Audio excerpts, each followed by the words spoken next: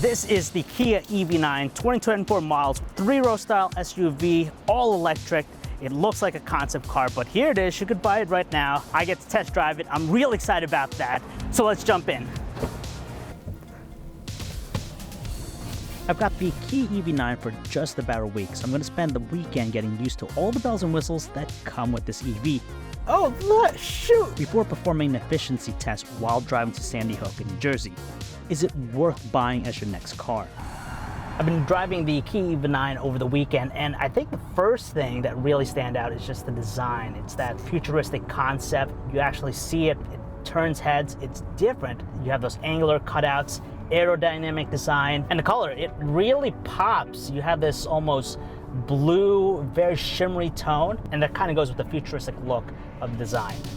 The starting MSRP for the 2024 EV9 is $55,000. However, the model I'm driving is the GT-Line all-wheel drive and will run that price up to $74,000. Now for that, you got second row captain's chairs like the passenger and driver seats, dual sunroofs, blind spot monitors, and more drive assist features, including a head-up display in the windshield. For its price range, you get some really cool features that are usually found in luxury cars. For example, the heads-up display, you have the 360-degree parking system with the cameras, you have all the driver assist modes, and a really nice sound system as well. The drive is really smooth. For a big size SUV, it's pretty responsive.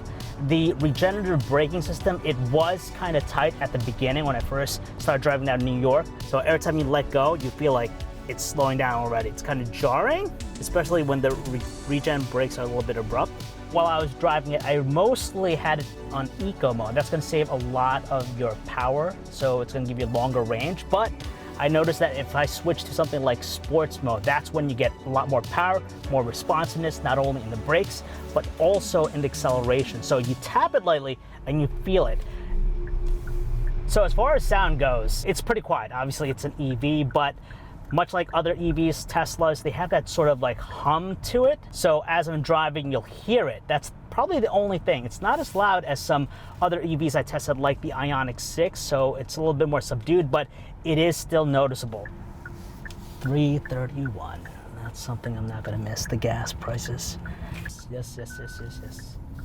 Uh-oh, look at that, 20%. I have a range of 58 miles, so obviously it tells you that and shows you where you could actually find the nearest charging station. So let's do this. Yeah, there you go. Okay, keep your eyes peeled for an EV charging station, because it should be somewhere here. Left here. Wait. I need EV chargers. Where are your EV chargers? EV chargers. Okay, there's EV Geo charging station. Yeah, start. It's totally not in this complex. Okay, so let's go back. I don't notice this on CarPlay, but when I use Android Auto and use navigation with Google Maps, I could get the turn-by-turn directions in the heads-up display, which is nice because obviously I don't want to look down to the console here to find out where I'm going. But with CarPlay, unfortunately, it doesn't seem to be compatible with it, so I don't see any of that. Oh, the promised land. EV Go, there we go. We made it, 20% left. Okay, so this is gonna be interesting. I'm gonna back up. I'm gonna use the backup camera here, which using the backup cameras kind of guides you, which is great. You could see if I'm gonna hit something, which it looks like I will. So I'm going to move forward, line it up, and you could see just like that, get it nice and straight. It's telling me go this way, this way.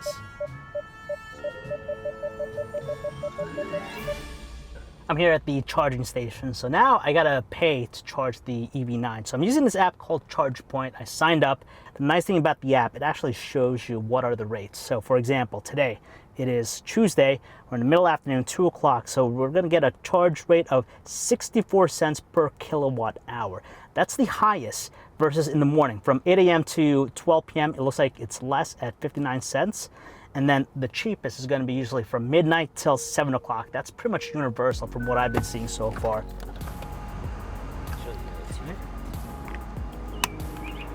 And it was just simple like that. It shows us remaining time 34 minutes, like a phone. the last, like after 50%, it just takes forever. It takes a longer time for it to charge. It's best to always charge your EV when it's a pretty low battery. But if you're around 20%, you charge it for 30 minutes, you can get a huge gain. Whereas if I charged it at around 60% and for the same amount period, I'd imagine it probably still won't get past 80%. So here's the main dashboard of the EV9. And once you pair your phone, you gotta go through the Bluetooth settings, pair your phone. Once you do that, it'll automatically know if it's an iPhone or Android. And then for an Android, right now I have it connected with the Pixel 8 Pro. So I just tap on Android Auto and basically it gives me nearly everything that's on my Android phone here in the dashboard. So you have apps, most of your apps. You can customize the apps on your phone. Obviously, they want to make sure that you're not distracted. So as far as texting, it'll be disabled as you're moving. And I like how you have this two-panel interface where you have, one side, for example, navigation, and the other side, the other app. The other thing I like about the EV9 is that there's a lot of customization. So as far as the interior space, the lights, you could change all that up. So here, if I go to vehicle, I go to lights. At night, there's the light patterns. They have a really nice effect. The cool thing is that you could select the different patterns that you like. So if you want something that's has a different type of design, you could do that. It's these small touches that make this car really personable. It's done charging at 80%. It's showing us 289 miles range. So now what we're gonna do here is we're gonna drive down to the beach, see how far it gets, and also what the percentage is once we arrive there. So while I'm driving here, I want to show you guys lane assist. It's one of the features here with EV9. So when you have it enabled, it'll actually be able to detect the lane you're in and keep you in that lane. So technically, it's gonna move the steering wheel. Even if the road starts to bend, it will actually start moving, rotating. I kind of like it, but I could see how some people who are not used to it, especially first timers, it can feel a little bit jarring because sometimes there are moments where you feel the steering wheel kind of moving abruptly. So you have this tendency of actually trying to take control back of the wheel. Let's see here. Here's another really cool feature here. You have the lane change cameras.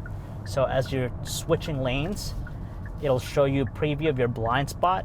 That's a feature you're not going to see in many cars. I could still rely on the side mirror here for that, but you have the convenience of seeing your blind spot directly in the dash. Now we're hitting congestion here, and a feature that I think is useful with EVs, especially the EV9 here, is dynamic cruise control with lane assist. So right now, as you can see, the car is accelerating and also applying a brake. So I set the cruise control for 29 miles per hour. There's a distance I could set to between the next car in front of me. I have it at 3, so it's a little bit farther away versus 1, which would be very close to the car. So the nice thing about this assist feature is that it'll do everything for you. Not only move the steering wheel, it'll apply the brake and also the acceleration. It's good, but again, it's more of an assistant. It's not full automation because it lacks our perception. Because I could tell already in the front, way down there, it's already, okay, so here's for example, what's it gonna do? What's it gonna do? Good. If you saw the screen here, it knew that a vehicle on the right lane was coming into my lane and applied the brake. So that's really good safety feature right there. Okay.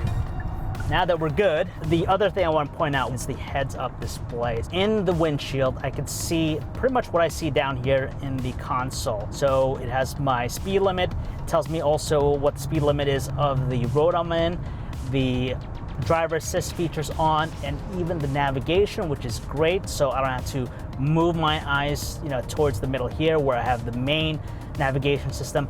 I could just lean on that for everything, and it's not as distracting. We're 17 miles in after 30 minutes, and given the stop and go nature of the traffic and the congestion, and we also have the air conditioner running, it's only dropped 5%, so that's pretty impressive in my book.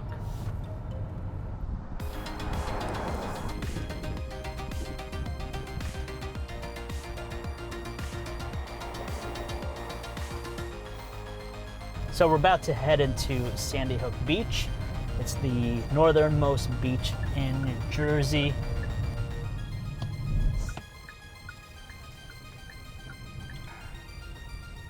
Okay. We finally arrived at our destination here at Sandy Hook, and with the EV9 we traveled 32.3 miles and we're down to 71%, so that's 9% down since we first started. Kind of equates to roughly around 3.5 miles per 1%, which isn't too bad. And as we test out more EVs on the same route, I'll be interested to see the different efficiencies and how they compare to the EV9. I don't think there's a better EV that packs as much utility as the EV9. There's plenty of safety, comfort, and assistant features, plus it's certain to draw attention with its slick design that's unlike anything else on the road. I know it's pricey, but worth it if you have the money to spend. And that's it with the Kia EV9.